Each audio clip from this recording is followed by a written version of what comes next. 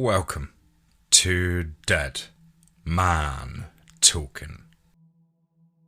Tonight's story is Chapter 2 in the brand new and fantastic exclusive series by the incredible Leon Hamilton. As ever, please do let us know what you thought down below in the comments box. Please do like and share. It really does help build the channel and our community further. And why not hashtag TeamFEAR and DMT's Cryptid crew. And so, with that aside, let's get into tonight's story, entitled The Addiction. Chapter 2. Let's get straight into that.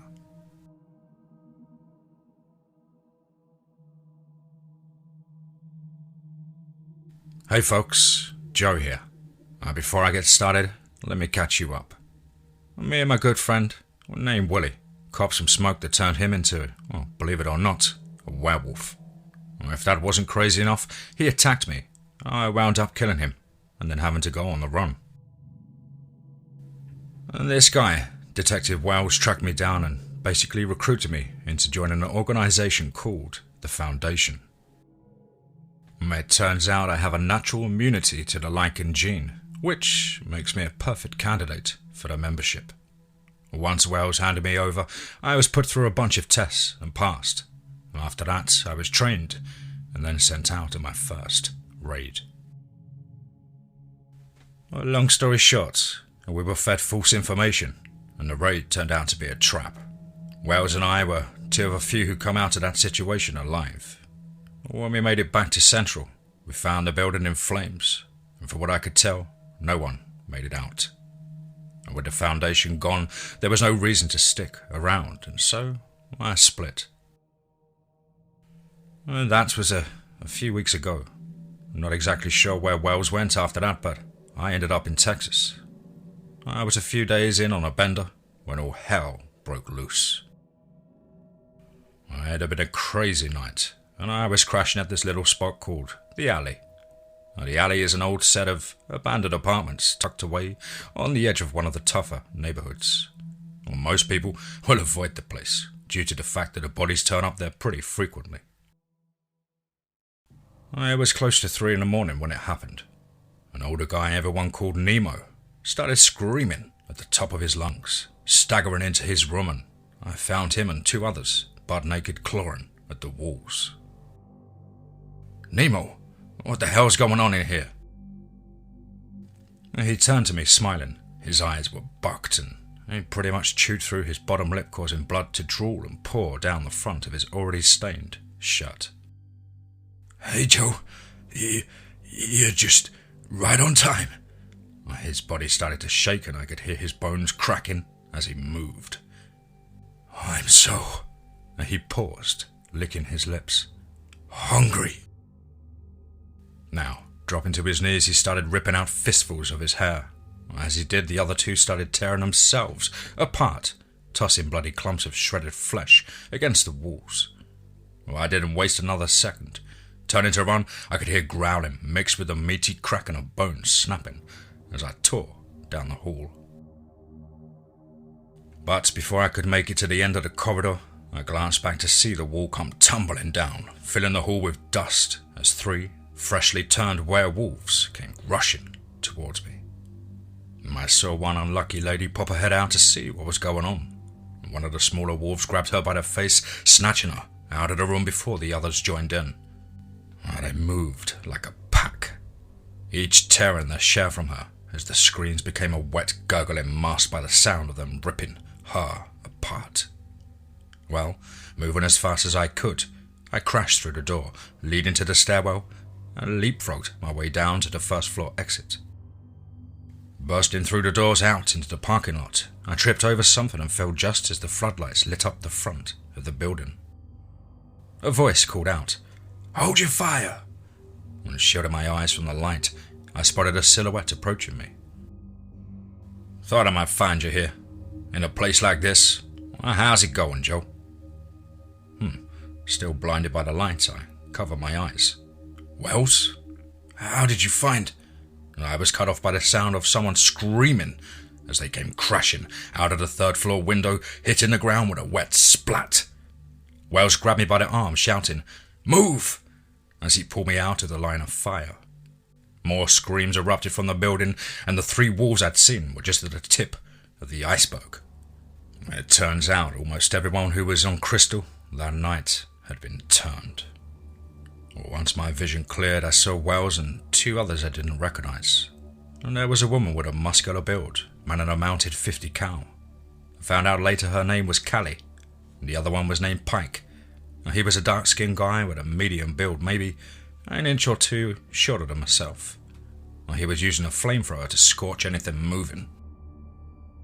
Gunfire echoed through the air for the next 10 or 15 minutes. By the time it was over, there were 9 wolves in the pile. Pike, using the flamethrower, lit the bodies up and then set the building on fire before we got out of there. A little under an hour later, we were pulling up to a house not far off the main highway. Once we were all out of the truck, Callie looked me over and then turned to Wells. "Jesus, Victor, this guy's a junkie. Are you sure he's worth the trouble?" Wells chuckled while removing his body armor. "Yeah, Joe here's a natural-born immune, if you can believe that. Not sure how he slipped through the cracks, but I found him by accident." Pike walked over and took a seat on the tailgate. "This guy? Seriously? No offense, but I think you might be losing it, Vic." Standing there, listening to them talk about me was starting to get under my skin. And Callie shoved me aside and threw some of her gear in the bed of the truck. "Fuck off, meth mouth. I don't trust junkies. Vic, this guy's gonna get one of us killed. I say we cut him loose." Digging in his pocket and pulling out a pack of smokes, Pike lit one up. Blowing out a cloud, he looked over at Callie. "I guarantee this guy jackrabbits on the first chance he gets." And Wells pulled a cooler from the back seat and then opened it and grabbed a beer. "Refresh my memory, Callie. Didn't I find you working as a waitress? And Pike, when I found you, weren't you a forklift operator?" They both seemed irritated by the question. Taking a gulp from his beer, Wells looked at the 2 of them and then shook his head. "Leave him alone. We got more important shit to worry about." And the other 2 went inside and Wells walked over handing me a beer. "Seriously though, Joe, take a fucking shower for God's sake. You stink something awful." "They'll come around. Get yourself situated, and we got work to do." Over the next few days, Wells broke it all down for me. The wolves pulled a power play and wiped out most of the Foundation strongholds across the map. When they were done, they flooded the streets with the tainted dope. This wasn't just about the drugs, this was a coup. The wolves were trying to take over. According to Wells, the wolves were led by a group of elders, but only one of them was responsible for what was going on here in the States. Their leader here was a man named Peter Stump. He fought against the Foundation, forcing all werewolves to be registered and tagged with tracking devices. When he lost, Stump, along with a large number of his pack, went off the grid. Over the years, more and more wolves joined his cause, but recently their numbers started to decline and the wolves were dying off. We looked through tons of case files. There were accounts from all over the world. Clusters of wolves were vanishing. The one thing they all had in common was a reference to something called Project Amigo. Wells and the others had never heard of the project, and the majority of the information was either classified or redacted. Leaning back in his chair, Wells thumbed through the file for a second and then stopped and got up from the table. These files are trash. There's nothing in here that's going to help us." And looking around the room, all eyes were on me. Pausing and stumbling through my words, I spoke up. "I got my last few grams from the east side. There's an old set of buildings everyone calls the pharmacy. A big guy named Red runs the show. He's usually got a few people with him, but I couldn't tell if they were cooking there or not." After a long, drawn-out discussion, Callie was picked to take me to the pharmacy. and she would hang back and stay out of sight while I went in to cop and scout the place. And the second I got inside, something felt wrong. The building was quiet. Moving through the hall, I kept feeling like someone was watching me. When I got to the stairs, I heard a door open behind me, and I turned to see a short, skinny guy covered in tattoos, holding a gun. "You here to see Red?" I nodded, and he motioned for me to turn around. "Put your hands on the wall and don't move. I have to check everyone going up tonight." After a quick pat down, and he stepped back and gave me an odd look. "Go on up, but make it quick." When I got to the second floor, I was checked one more time and then escorted to Red. He was set up in a different room today. Normally, he's in a big office at the end of the hall, but today, it was a small office with no windows. When I stepped in, the door slammed shut behind me, and I was left alone with Red, who was standing in the center of the room. He looked me over with an angry scowl on his face. "How long have you worked for Wells?" I knew there was no right answer, no matter what I said, and so I lied. Who's Wells? I just came to grab a couple of G's, bro." In a flash, Red crossed the room and grabbed me by the neck and lifted me off the floor. "I can smell him on you." His voice shifted to a growl as the skin on his face split and his eyes turned an electric blue. Snarling and tossing me aside, he continued his transformation. Scrambling up off the floor, I bolted for the door, only to be swatted and sent flying into the wall. Before I could get back to my feet, he came charging, slamming into me, sending us both crashing through the sheetrock and into the next room. Tumbling through the wall put a little distance between us, and quickly scanning for anything I could use as a weapon, I spotted an empty vodka bottle. I grabbed it, and just as the now fully wolfed out Red went on the attack. While he was growling and swiping wildly, I managed to avoid him long enough to smash the bottle and then jam what was left of it into his eye. Digging his claws into my left leg, he snatched my feet from under me, and I went down hard as he came in for a bite. Trying to shield my face and neck saved my life as he sunk his teeth into my forearm. I reached up on my other hand, grabbing the hunk of a glass sticking out of his eye, and drove it further in. Releasing me, Red let out an ear-piercing yelp and backed off, clawing at his face. Crawling away and getting to my feet, I spotted a window, ran, and dove through it.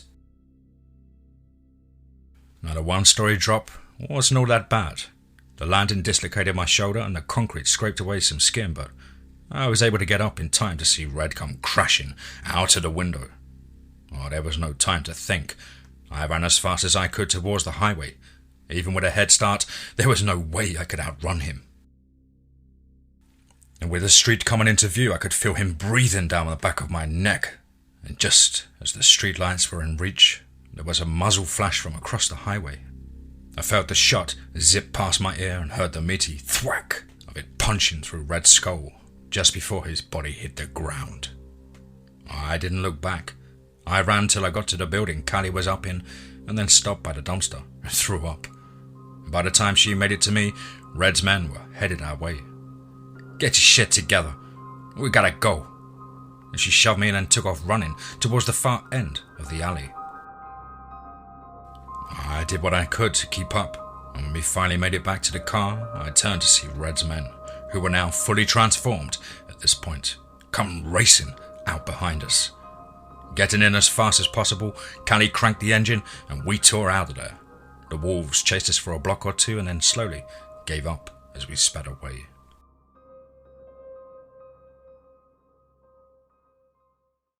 They knew we were coming. Red asked me about Wells before he changed and attacked me. And Callie banged her fist against the steering wheel and then paused. "Wait, what do you mean Red changed? What colour were his eyes?" For a second, I didn't understand the question. "Blue. Why does that matter?" Slowing down the car, she pulled off the road and stopped. "What did Red look like before he transformed? Was he tall and fat with a bald head and a big red beard?" I nodded my head and she sat back in her seat. Holy shit. Oh, this is bad. Oh, Red, as you call him, is one of Stump's generals. His real name is Harold Merck. If he's here, that means Stump's here too. We have to get out of this city. There's no way we can take on the pack. Well, there wasn't much conversation after that. When we got back to the others, Callie told them everything. They argued backwards and forwards for a while, but in the end, Callie and Pike chose to leave. I really can't say I blame them. If I had anywhere else to go, I would have left too. Before they left, Pike helped me snap my shoulder back into place. It might not have been 100%, but at least I could use my arm again. I was in the kitchen, cleaning and bandaging my wounds when Wells walked in. Well, there's good news and bad news. The bad news is, they're right. We can't beat the pack without help. And the good news is, we don't have to beat them, we just have to shut down their operation. Once I was done wrapping my arm and popped a couple of painkillers and washed them down with the last of the warm beer, I turned and said, So what's the plan here, Wells? Even if we could shut them down, there's nothing stopping them from setting up somewhere else. He laughed and pulled up a chair. We're gonna make them come after us. We hit them hard and fast. Take as much dope off the streets as possible, and who knows, we might even lock up and find a cookhouse.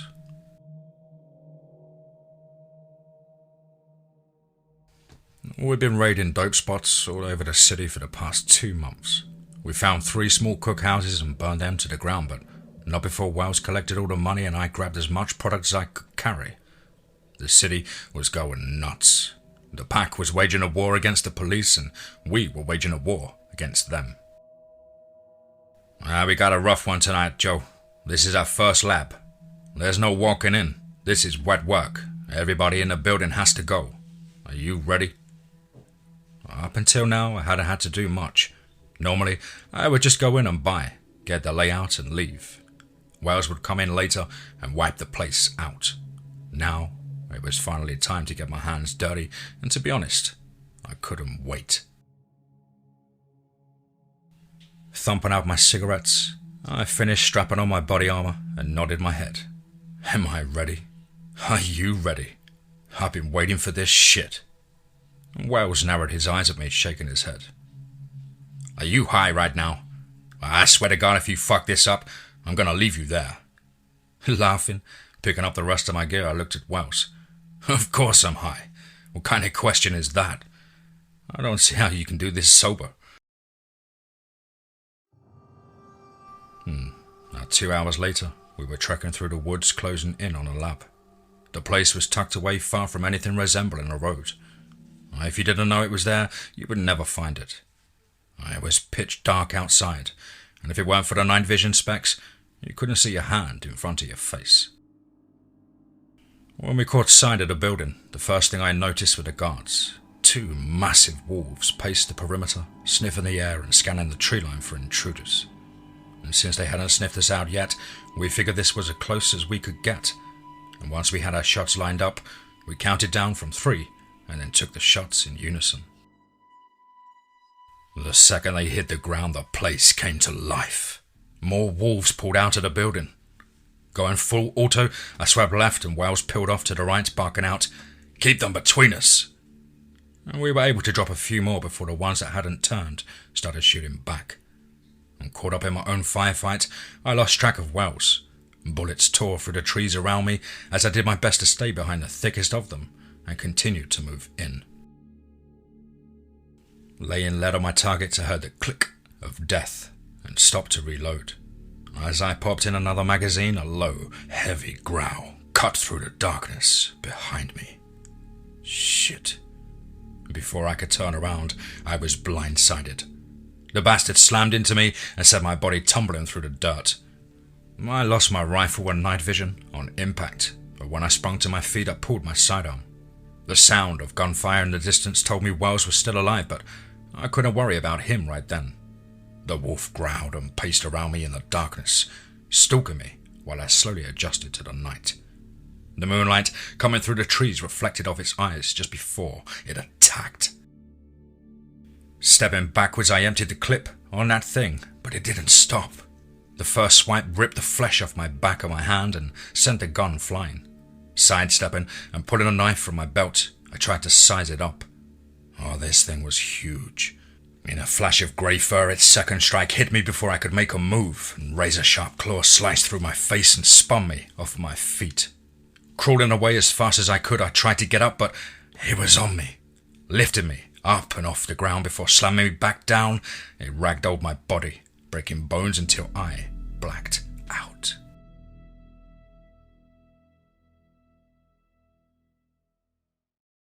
They say when you have a near-death experience, your life flashes in front of your eyes.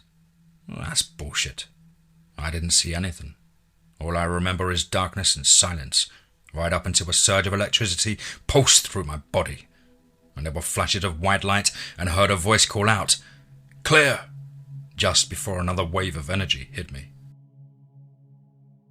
The next thing I know, I was waking up in a hospital room with a broken leg, cracked ribs, and a fractured arm and a severe concussion. On top of all of that, I narrowly avoided losing my right eye and was left with a set of scars that run from my jawline to my forehead. I asked everyone who came into my room how I got there, but no one would give me an answer. After a few days, Wells showed up. "I can't believe you try to fight a natural with a knife. You are a fucking wild man." He laughed and pulled a chair over next to my bed and then took a seat. "I never seen the wolf that kicked your ass, but what do you remember?" Well, no matter how much I tried to replay it in my head, I couldn't remember much. The only thing I knew for sure was it was grey. Wells said he saw me fighting with it, but by the time he'd got there, it was gone. He abandoned the mission and got me out of there as quickly as he could, but not without getting torn up pretty badly himself. We weren't able to shut the lab down, and we barely made it out alive. The only good that came out of that was that the pack put a price on our heads, and Wells' plan worked.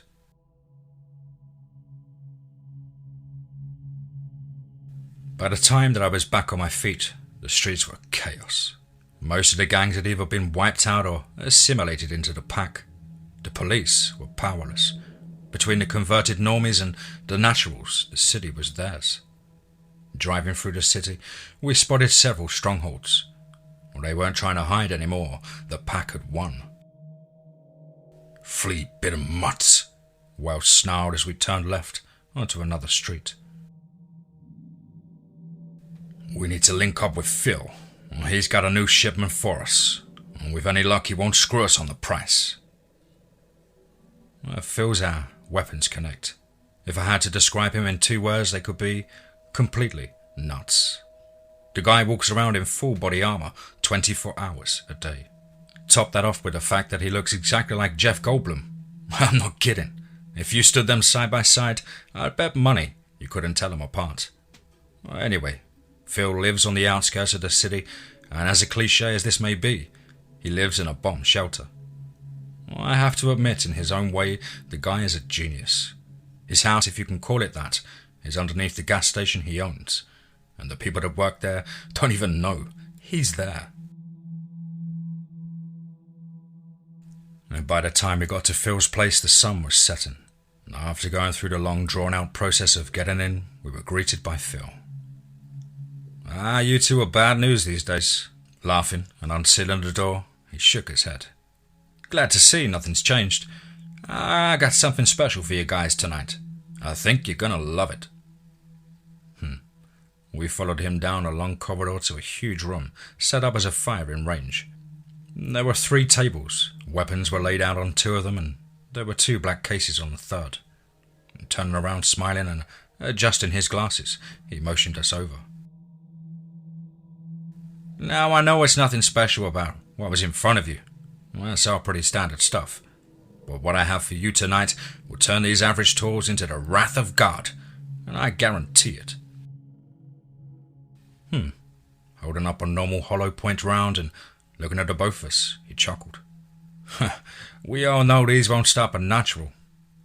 And walking over to the closest wall, he pressed a green button. At the far end of the range, huge panel door slid open, revealing a living werewolf chained to the wall. Walking over and picking up one of the pistols off the table, he took aim and fired. The wolf snarled and lunged forward, stopped by the chains holding it in place. And Wells, he nearly snapped. "What's wrong with you? Have you lost your fucking mind?" Tilting his head back like he was thinking about questioning Phil, smiled. "Yeah, probably. But in the process I've learned a lot of important information. For instance, naturals like our friend over there can be killed by bullets. These bullets right here, to be specific." Stepping over to the cases, Phil opened one and waved us over again. What we got here are depleted uranium silver bullets. They'll go through just about anything, including our fuzzy little buddy over there. Wells, I know you Foundation guys have these already, but given the current state of your employer, I figured you might appreciate a little something like this.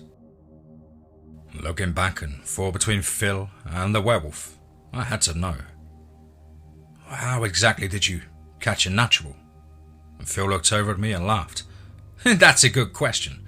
I was on my way back from a supply run when she attacked me in human form. She's young, a teenager, by the looks of her. I managed to knock her out, but then cuffed her up and get her back here before she could change. And growling and doing its best to break the chains, the wolf snarled, swiping at the air in our direction.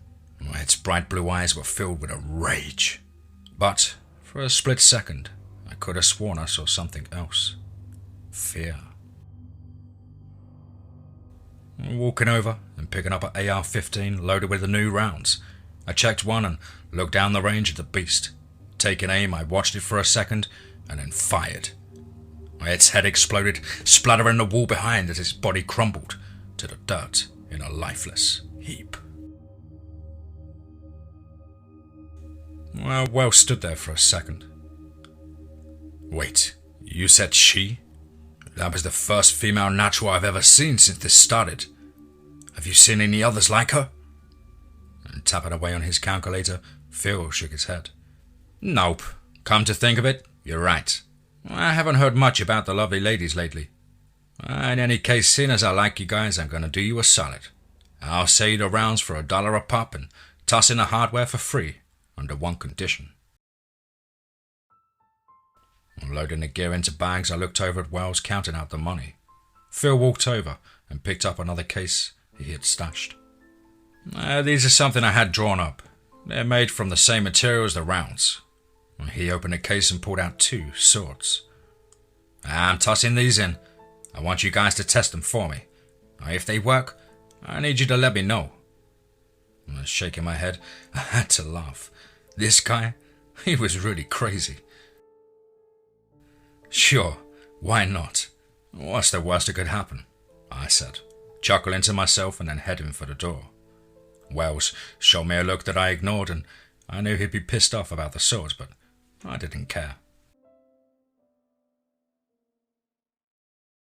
We had been on the road for close to an hour when something slammed into the side of the truck and forced us off the road. Everything happened so fast, I never saw what hit us. The next thing I know, we're slamming into a tree and I got knocked out.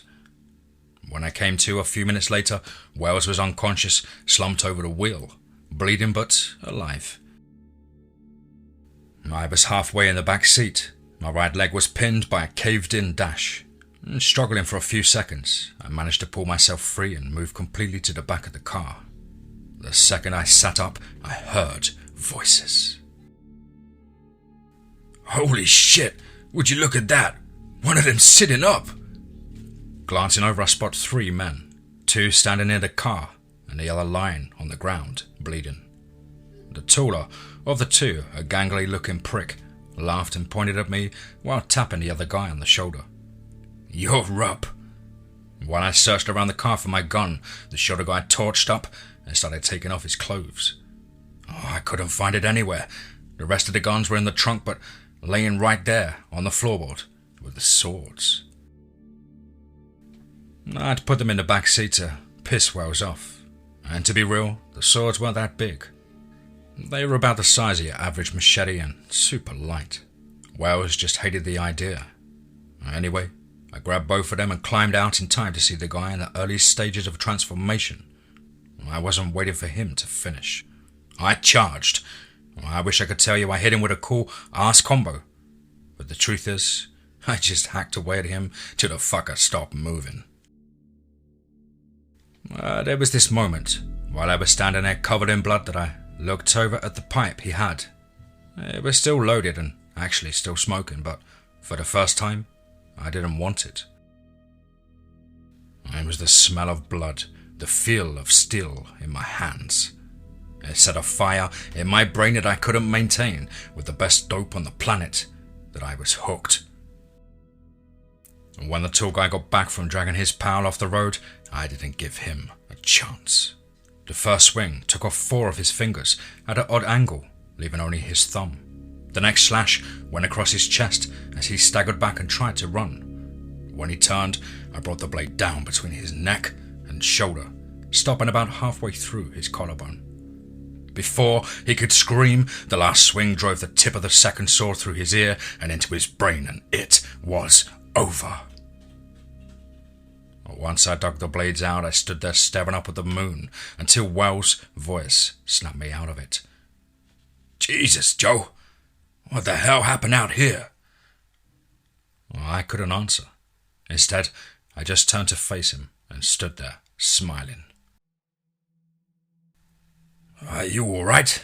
You're acting kinda strange up right now." Pulling his pistol and stepping back from me, he barked, "Joe, look at me!" And I finally snapped out of it. "Yeah, I'm good.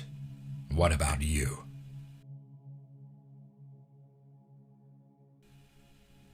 We talked and unloaded the car. Once we had what we could carry, we stashed the rest in the woods and started a long walk back to the city. Since no one wants to hear about a late night stroll, I figured this was a good place to sign off, but we'll be back soon. So until then, stay alert, stay alive, and do your best to survive. Stay frosty out there, folks.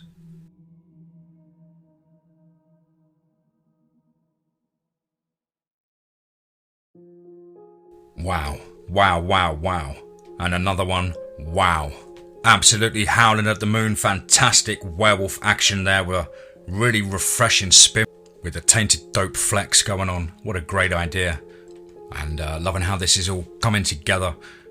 Wonderful writing, Leon. Really is creative and very, very vivid with the words that you paint the picture in our heads. Thank you ever so much for your dedication and input, brother. I do hope you enjoy my rendition. And of course, look forward to more from you. Guys and girls, as ever, you know the drill. Please do let us know what you thought down below in the comments box. Please do like and share. It really does help build the channel and our community further. And why not hashtag TeamFEAR and DMT's Cryptid crew. What a wonky couple of months I've had, guys. Huge apologies to you all, especially the members who obviously pay every month. I've got my nan's funeral on Monday, and I plan to be hitting the road full steam ahead as of Tuesday. Getting lots of recording in today as well, so look forward to lots more from me and back to more of a regular schedule of hopefully double uploads. But yeah, appreciate all of the patience and support and kind words that you guys have sent me. Of course, as ever, I hope you're all well and happy, fit and focused, and family and friends are well and happy too. But above all, remember, be safe, not sorry.